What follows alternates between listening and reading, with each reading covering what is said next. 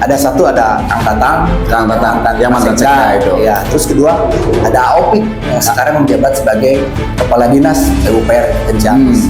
Nah, ada juga nih ketiganya tambahan, yaitu ada sosok Kang Haji Pepi. Nah,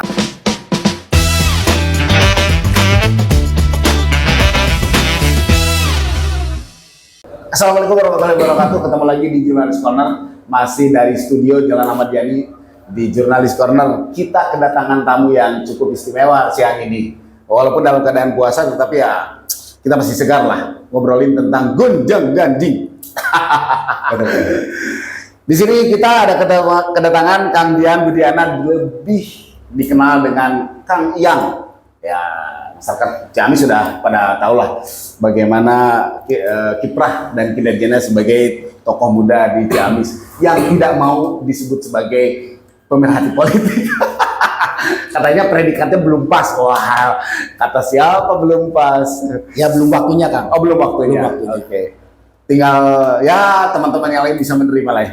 Oke, gonjang ganjing terkait masalah wakil bupati nih, masih seputar asumsi gadang-gadang ini itu dan tidak ada yang hari ini juga tidak disebutkan. Ada satu A politisi, yang kedua ada dari birokrasi, yang ketiga birokrasi muda, yang keempat juga adalah usungan-usungan. Nah, itu menjadi sebuah masyarakat itu ingin ada kepastian sebenarnya arahnya kemana dan berapa kandidat yang kemungkinan muncul.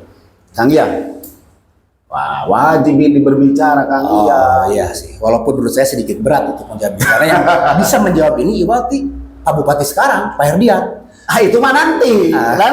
Hari ini juga harus ada orang juga yang indikatornya apa. Oke. Terus Ciamis butuh sosok seperti apa. Ya.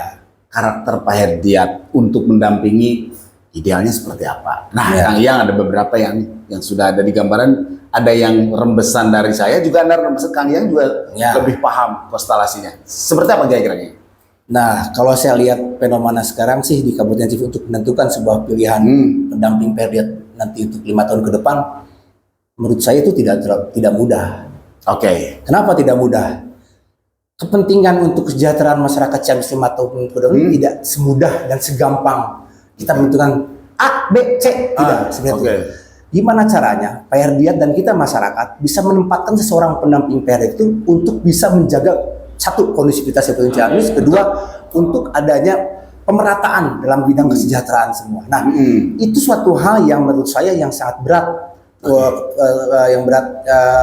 Pak Bupati untuk menentukan sikap. Nah, tapi beliau saya lihat kan beberapa kali ada beberapa pemberitaan, beliau seakan membuka ruang publik. Ya, siapa sih tokoh-tokohnya? Kebetulan memang saya punya beberapa tokoh yang menurut saya ada catatan perimbonnya gitu. Catatannya ada. Nah, cuma catatan itu kami manusia sejatinya kan cuma bisa berharap. Itu gimana kodratnya rodatnya juga kan. Baik. Nah, seperti itu. Cuma ada beberapa sosok yang menurut saya ini mumpuni nih untuk mendampingi kepemimpinan periode 5 tahun ke depan. Nah, seperti ada beberapa orang yang udah saya yang udah dari catatan pikiran saya. Dibidik gitu. Ada satu ada Kang Tatang yang mantan sekda itu. Ya, terus kedua ada Opik yang sekarang menjabat sebagai Kepala Dinas PUPR Ciamis. Nah, ada juga nih ketiganya tambahan, yaitu ada sosok Kang Haji Pepi. Nah, dia melihat kenapa ya dari segi tiga itu ada semuanya punya keunggulan masing-masing. Ini politisi ada birokrasi ini. Ya.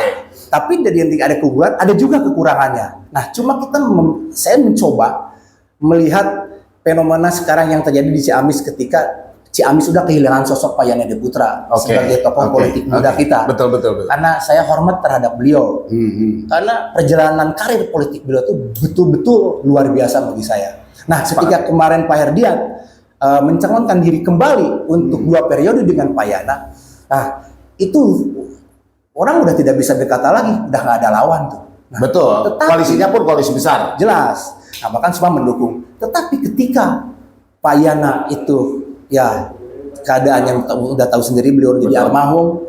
Nah, itu ada perubahan sedikit menurut saya. Ada perubahan pergeseran landscape. landscape politik. Iya. Nah. Itu ada perubahan suasana politik di kota, khususnya karena saya di orang kota nih. Terasa ya ada agak haredang gitu. Jelas, ada haredang. Kenapa? Ya, itulah. Saya berpikir ini Pak Herdiat harus hati-hati untuk menentukan siapa pemimpin. Karena politik itu rentan dengan kepentingan. Betul. Ada kepentingan golongan, berikut juga partai. Ya. Walaupun terkadang kepentingan masyarakat dinantikan. Tapi mudah-mudahan sekarang tidak. Ya. Karena ada perubahan gitu kan. Saya maunya ada perubahan. Nah, ketika sosok 3 orang inilah, saya coba persempit nih. Siapa yang bisa mengawal? Dalam artian mengawal, bukan dalam kebijakan juga, tapi mengawal kondusivitas untuk di kota sendiri.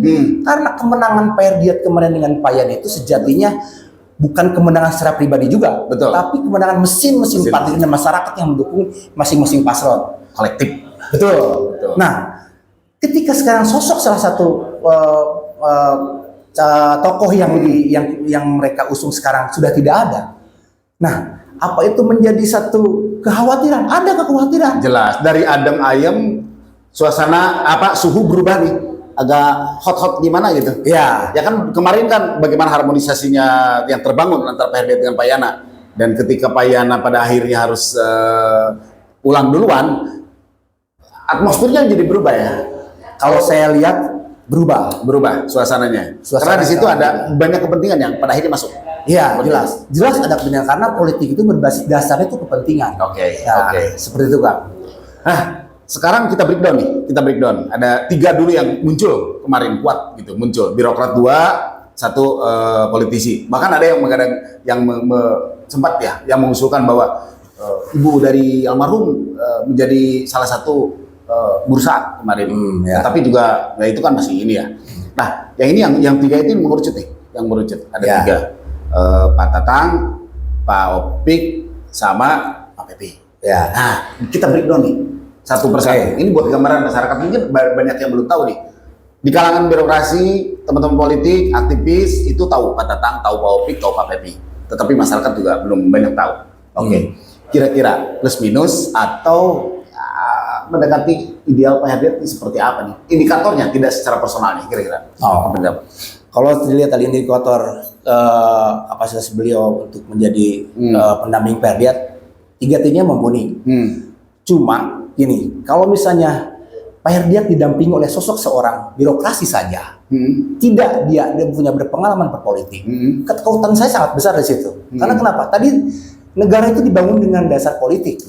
Nah, ketika kita tidak punya seseorang yang pemimpin yang berkiprah di politik, gimana kita mau menjalankan kebijakan di daerah untuk mendapat bantuan dari kebijakan di pusat, seperti provinsi ataupun dari pemerintah pusat. Nah, itu harus ada kekuatan politik yang bisa menopang segala untuk menjalankan visi-misinya Pak Herdiat di kemudian hari. Strength-nya seorang politisi. Jelas. Nah, itu harus seperti itu. Tapi, ketika pun misalnya kita seorang politis juga, maaf kata, saya sebagai orang generasi muda sebenarnya udah muak ketika ngobrol bermasalah politik. Maaf ya, muak dalam artian seperti apa gitu. Dengan berbagai kepentingannya. Nah, karena banyak sekali informasi dan media-media di luar sana yang mengilustrasikan sebuah helatan politik yang menurut saya itu banyaknya sedikit yang saya nerima kalau politik ada kebaikan, kebanyakannya keburukan. Sadis, kotor. Seperti itulah yang ada di mindset pikiran saya. Tetapi ya, makanya saya bilang kenapa saya tidak terlalu dominan ke politik. Harus juga ada orang yang birokrasi, yang tahu kebutuhan. Sejatinya untuk kebutuhan masyarakat Cabai itu apa aja. Karena kalau saya lihat ada salah satu contoh kutipan, mungkin saya nggak bakalan dikupas jelas. Ada satu statement kejadian kemarin retret aja lah. Itu jelas ya. Sampai salah satu pemimpin partai kan bilang, kalian tidak boleh ikut ke salah satu kegiatan retret di Magelang. Walaupun akhirnya direvisi jadi ditunda gitu. Karena ini perintah partai. Beberapa orang pemimpin itu yang udah jelas itu ada yang nggak ikut karena panselnya ikut ke perintah partai. Di situ jadi saya terus berpikir, ya benar, kepentingan ketika orang berpolitik itu tidak punya dasar sebagai orang untuk masyarakat, ya akhirnya mereka untuk Menjadi pegawai partai lah gitu ya. menjadi terhadap. Makanya saya lihat untuk dari 3 calon ini, gimana caranya Periat harus ada orang yang bisa di sisi politiknya dia oke, di sisi birokrasinya oke. Nah, untuk saya saat ini saya lihat, ya mungkin saya lihat sosok Pak Tatang itu lebih jelas. Tapi gini, maaf, Ya, tapi oke. bukan yang dua tidak bisa. Ya, oke. Saya lihat kupas saja sebagai Akang Opik misalnya. Opik dua, Akang Opik. Saya Ketiga-tiganya deket Akang kan? ya Masih dekat ya, berkomunikasi dekat dari kota, dekat dari lembur situ ke rumahnya dekat. berkomunikasi baik maksudnya gitu. Kalau berkomunikasi, insya Allah walaupun kita tidak secara langsung, minimal hati ke hati kita udah paham. Terus, oke, baik. Terus. Nah, seperti sosok Pak Opik, saya akui kalau Opik itu setiap manusia itu pasti punya ambisi. Ya, tidak mungkin manusia itu tidak punya ambisi, apalagi dalam sebuah karir, perjalanan karirnya gitu. Itu pasti ada ambisi. Cuma saya lihat Opik itu orangnya berhati-hati. Dalam artian berhati-hati, dia kan tadi dia bukan salah satu politisi yang pure politisi. Ketika dia birokrasi, dia belum nyampe ke step terakhirnya birokrasi. Masih karirnya masih panjang. Masih namanya panjang. Nah, jadi Pak Opik tidak bisa juga dia berbicara, saya ini mau, saya mau. Enggak. Saya lihat beliau bukan orang sosok seperti itu. Tetapi kalau beliau diperintahkan oleh Pak Bupati, mau nggak? Ya pasti mau. Siap. Saya yakin siap. Laksanakan. Tapi selama itu perintah dari Bupati. Betul. Dan pasti nanti Bupati bilang kan, ya harus merapat lah ke mungkin gitu kan. Artinya itu sebagai pendukung politik harus ada. Artinya bahwa dia memang pembantu bupati yang baik. Iya, pegawai yang baik gitu.